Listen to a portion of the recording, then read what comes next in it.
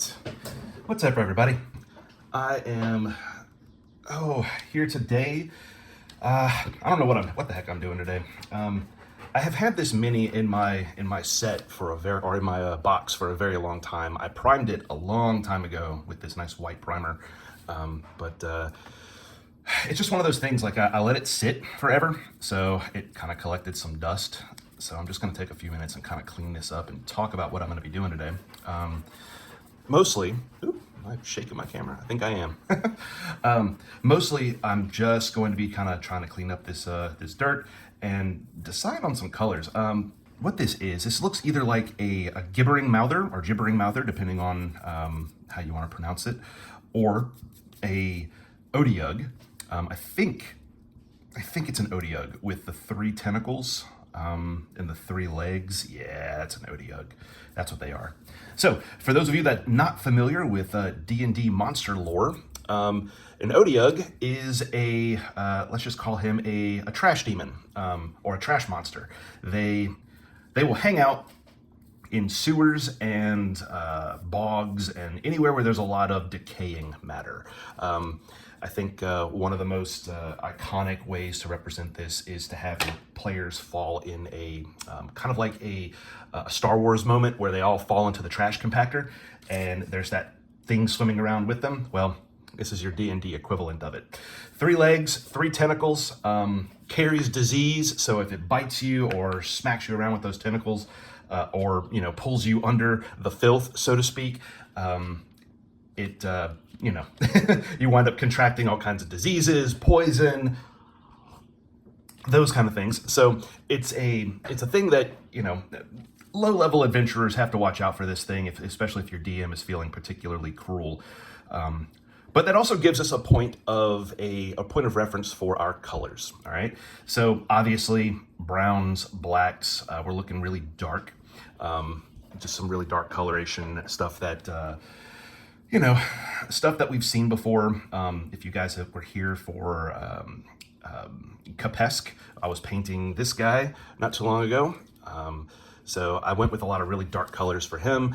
It was a really fun project, but I think what I'm going to wind up doing is I'm just going to focus on some brighter colors. I don't want it to be very dark like that guy was, even though, the dark and dingy and dirty would probably work really well. I think I'm just going to use my primary colors as sort of like the brown and decaying green and stuff like that to kind of represent that illness, that dirtiness, and just leave the colors naturally bright. And I think that might help me in the long run. But what I can do, I can do my favorite thing in the world. I can start with a black wash. And what that will do is it will darken the undertones, right? So you might have noticed in the last video, one of the very last things that I did for the Sea Dragon was I blackwashed to bring that brightness way down. I brought it down and it totally turned into this dark and dingy kind of, I felt it kind of represented the storm and the water and the algae that was, that he was swimming around in and that kind of stuff. Where this is going to be, I'm going to apply the black wash underneath. So that means that, how should I put this? Instead of applying the black wash on top of the paint, applying it underneath, the color variation is going to be very subtle. So for example, if you take a good look at this guy, you can notice these little ridges right here, and you notice that they go into these really dark colors. That's intentional. That's what happens whenever you take your black wash and you put it on top. Whenever you take a black wash and you do it on the first level like this, like you have your primer and then you immediately go into a black wash, like I said, the color variation is going to be very, very subtle.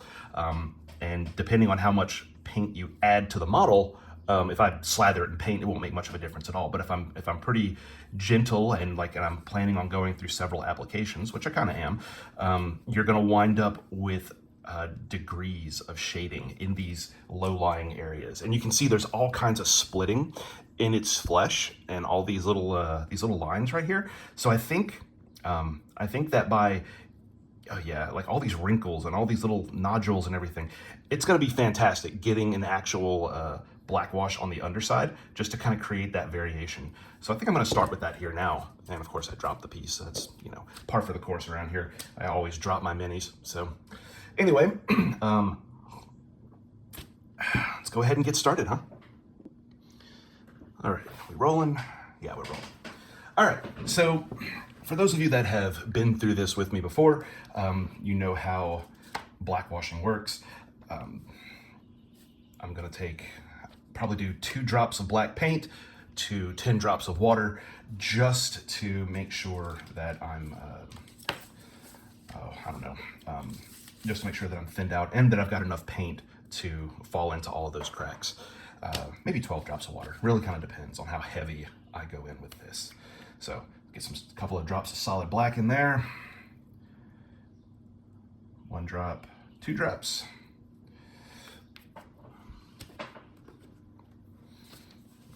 And I'm going to do the thing. 1, 2, 3, 4, 5, 6, 7, 8, 9, 10, 11, 12, and I think that should do it.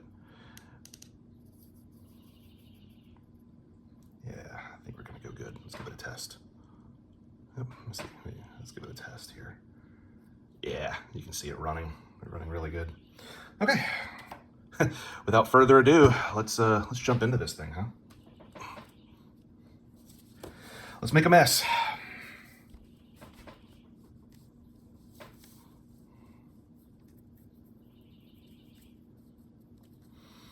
Oh yeah, it's gonna come out really pretty. Look at that. You can even see, look at those spikes on those tentacles, man. You can see the actual ridge lines and everything. It's beautiful.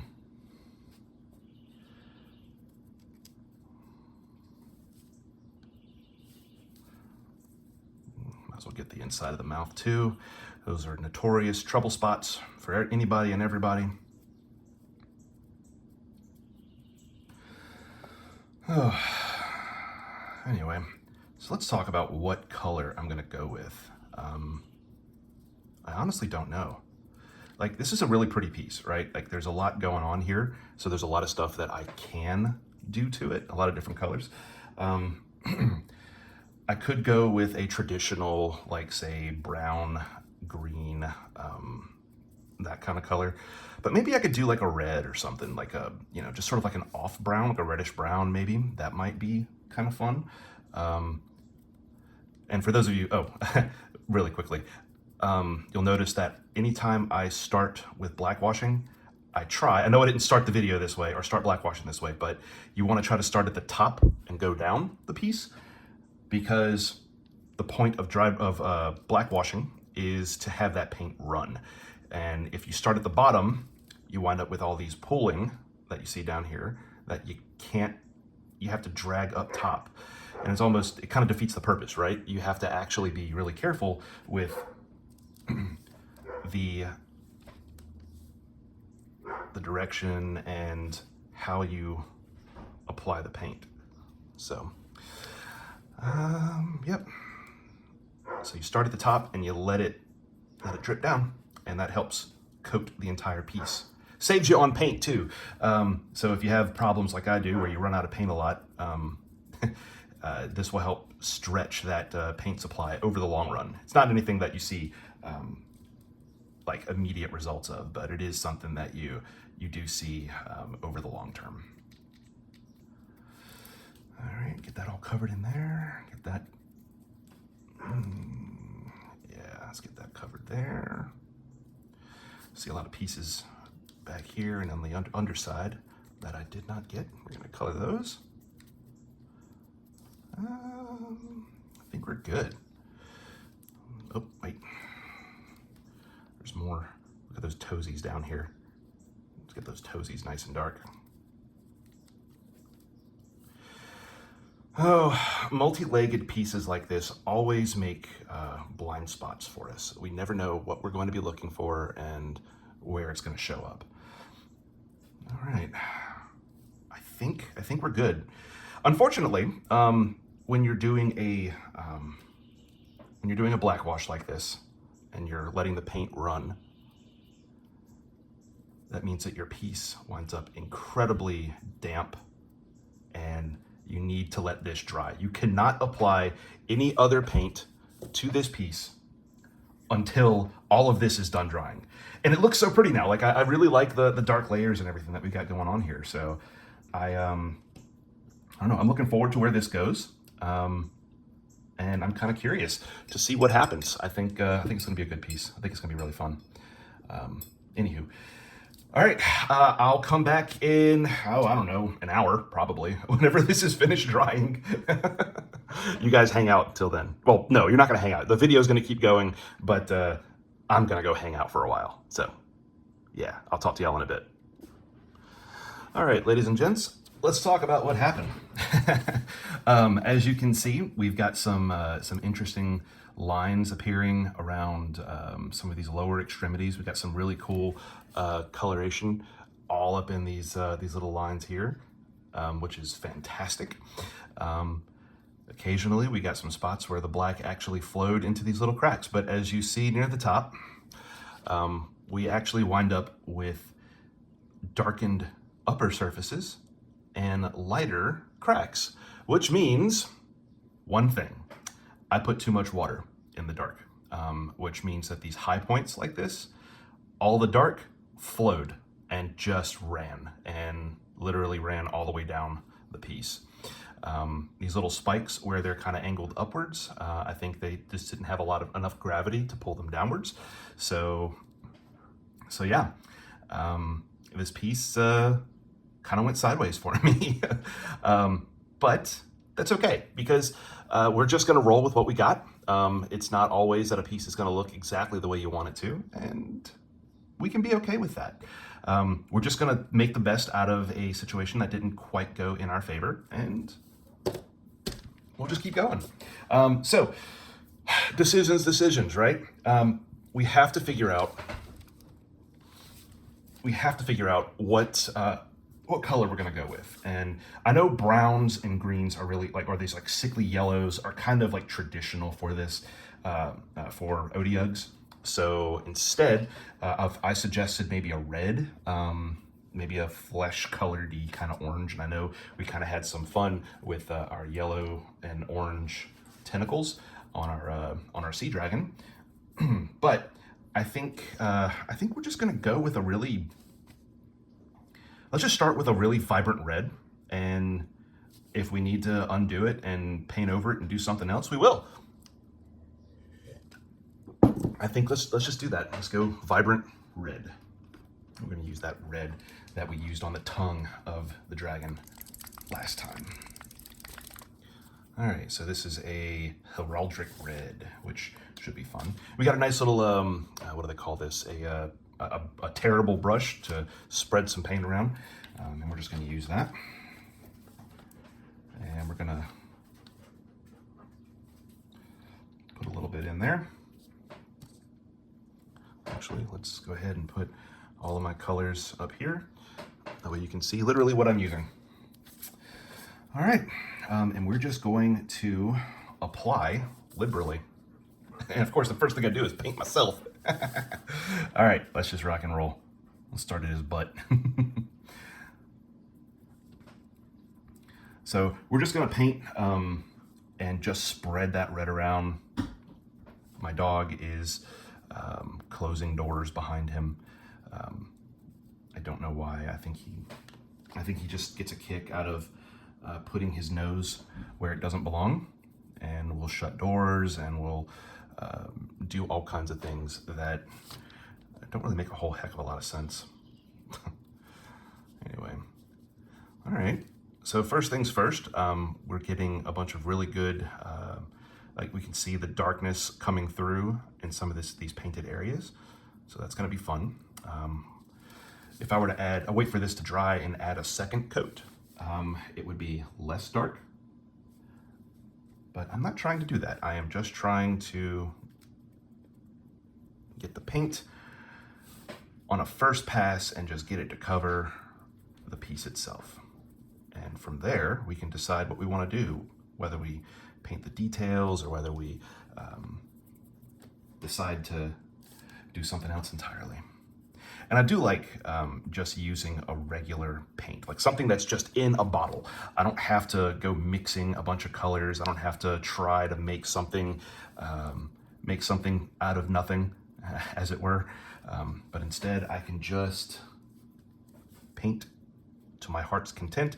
And if I run out of paint, I can immediately paint some more. So, all right. Yeah, I like the, I think the darkness, or the dry, sorry, not dry brush. What did I do? I think the black wash that I added here really helps cement this dark, dirty red color that I'm looking for. Because remember, Otyughs are harbingers of disease. They are carriers of, well, everything. So we do want that dirty look. Even though I'm trying to maintain a brighter presence of the colors, at least brighter than my previous dragon. And we're just gonna add some more red. Not thinning this out at all, so I'm running out of paint very quickly, and that's okay.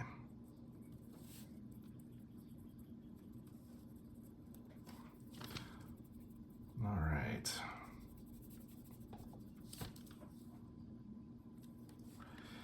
And we're just gonna keep going. I'm trying to keep my hand out of the camera frame, which means I wind up painting in these very awkward positions, and that's okay. The more you paint and the more you get used to this, you'll find that you've got to put your hands in weird positions anyway, because 9 times out of 10, you're painting really close to other painted items, and you don't want one color to bleed into another. So you wind up having to be really careful and be really creative with where you put your hands. All that to say, I'm okay with putting my hands in these weird positions where I'm literally like this. But, you know, it is something that you learn as you go, and you get better at the more you do. So, all right, let's finish this top section up here. Oh, I'm shaking my camera, aren't I? Trying not to here.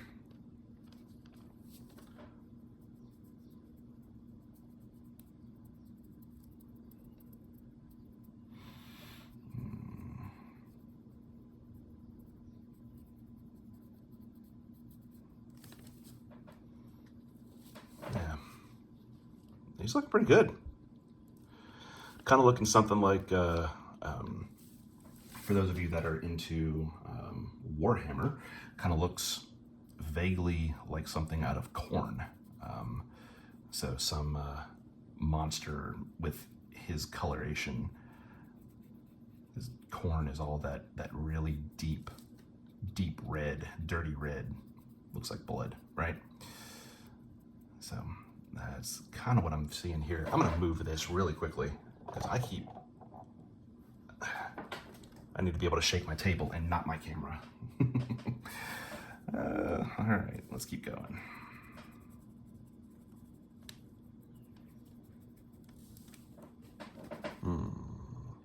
Yep. More to go. Need more paint. Always need more paint, right? That should do us. Hopefully that'll cover us all the way to the end here. All right. Can you guys see what I'm doing? Yes? Good. All right, let's keep going. All right.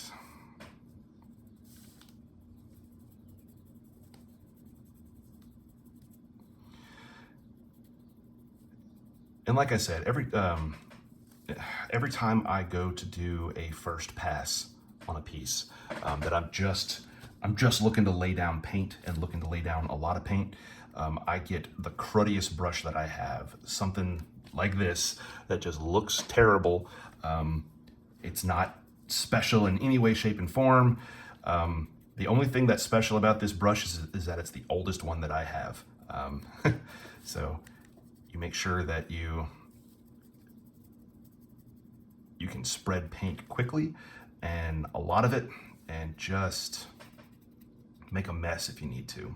There's been times, I mean, I've dropped this paintbrush, I've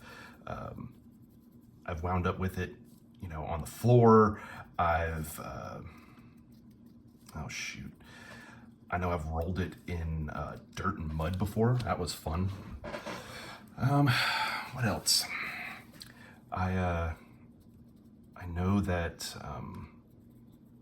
oh, I've had dog hair. I've actually wound up painting with dog hair on the tip of the brush. I couldn't tell that it was dog hair at the time, so I just included it and painted with it. And oh my gosh, my surprise when my bristles started falling out, quote unquote, my bristles. They were not bristles, they were entirely just a bunch of dog hair. So I had to completely remake that piece because that was a terrible, terrible sight to behold. Let's see. Come on, let's get through this. Let's keep moving.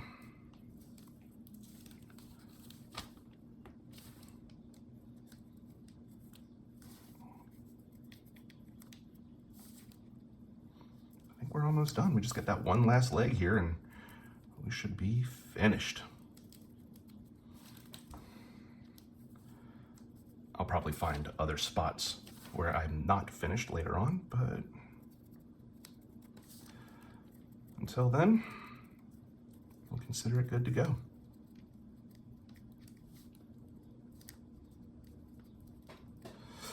All right, I think we're looking nice and dirty and grimy and red, which means we are the color we were looking for. It's a good first pass, I think. And you can see the darkened upper areas and the brighter lower lying areas because of this. But if we come over here, if you come over here,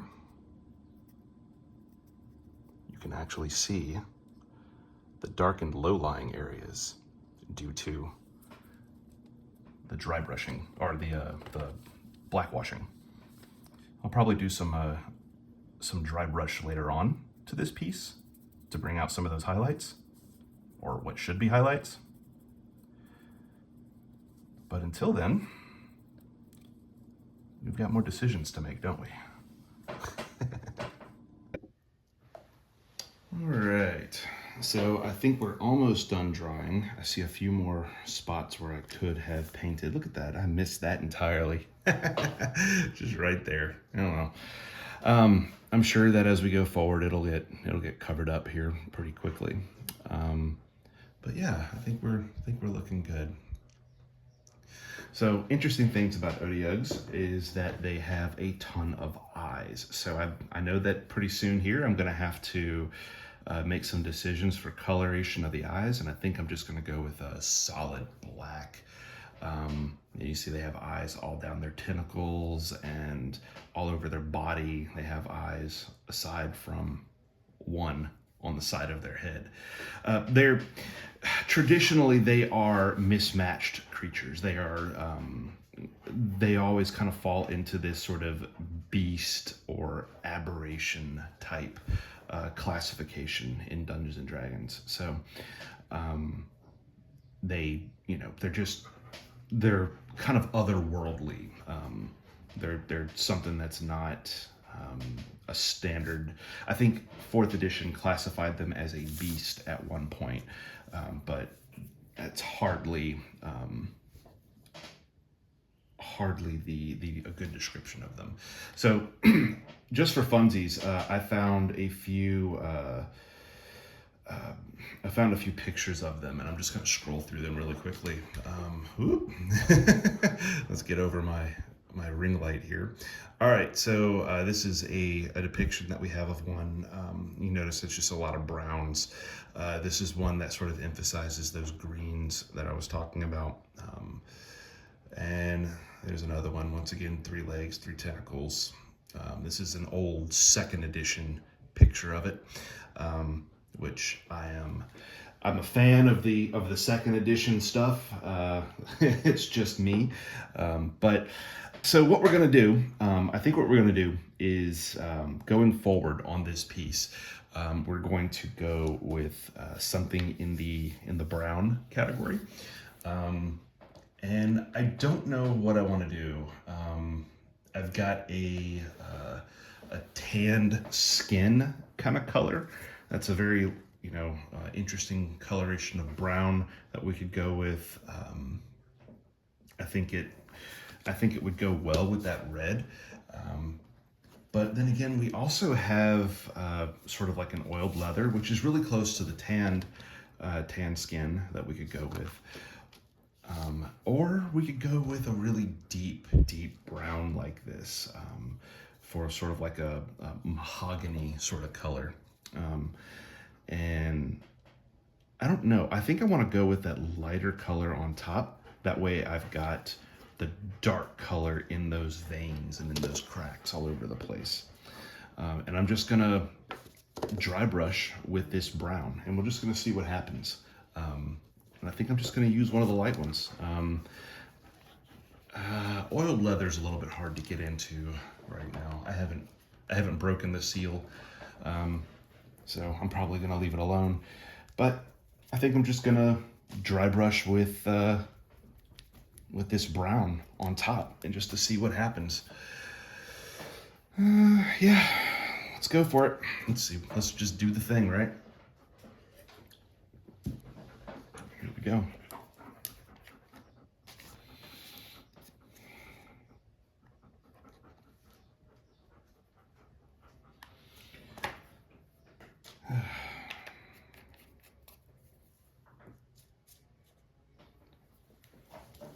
All right, we get to have some fun here.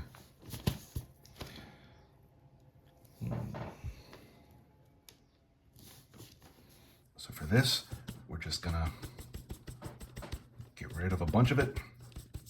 Don't need all of that.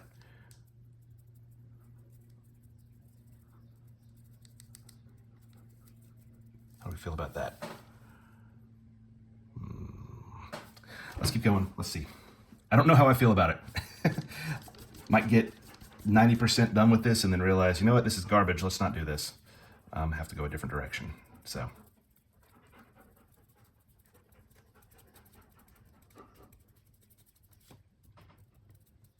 Oh, you know what? I think this brown like this really light brown is going to go really good for a blend into the ivory of these spines.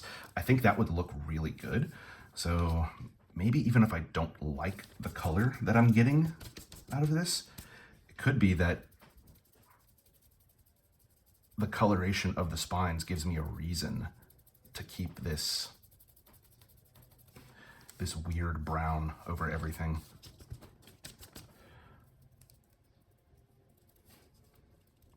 And you can see, take a look at those spines up there. You can really see why I like dry brushing. It just looks neat.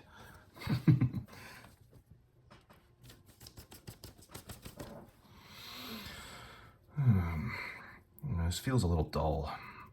Like this, well, I guess brown is dull, right? It's a boring color. And sure, I'm painting over a red, so we kind of wind up with this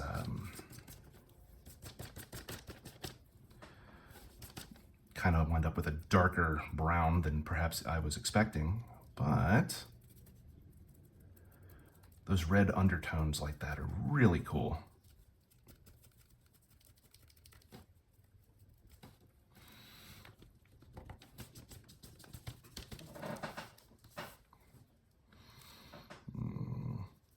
Ooh. Yeah, we're a nice solid brown on that tentacle there. You see that? There's not a lot of, it was a really smooth surface. It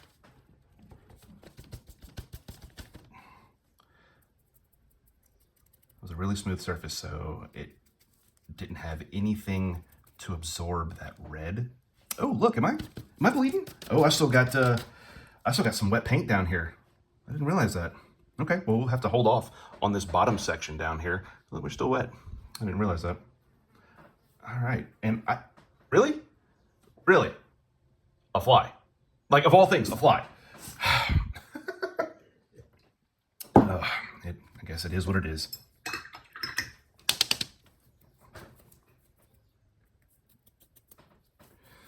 All right. Let's keep going. I guess I'll stick near the top, because I'm assuming that the top portion will have bled down. Ladies and gentlemen, thank you so much for following along in my little adventures here. If you like what I'm doing, give me a like and a comment.